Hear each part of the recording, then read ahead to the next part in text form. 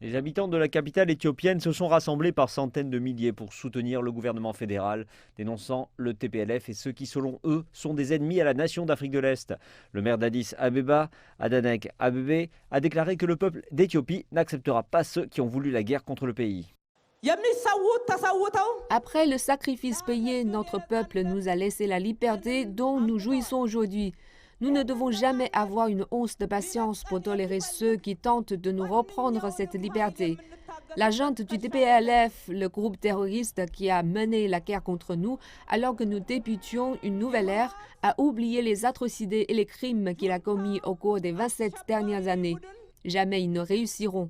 Répondant à la formation d'une nouvelle coalition de partis qui s'est engagée à renverser le gouvernement, le maire a déclaré que l'Éthiopie et les Éthiopiens n'accepteront jamais un gouvernement fantoche.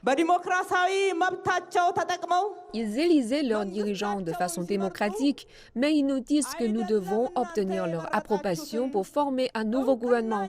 Ils nous montrent même que leur désir est bien de former un gouvernement fantoche. Jamais ils n'y parviendront, cela ne se produira pas ici. L'humeur à la place Meskel pourrait être décrite comme remplie de patriotisme, de courage, d'espoir et de détermination de ces gens réunis ensemble. Dans le même temps, la guerre se poursuit dans le nord. De violents affrontements ont été entendus aux abords des villes de Dessi et Kombolcha, qui sont récemment tombées aux mains des forces rebelles. Les tentatives visant à des négociations de paix se poursuivent.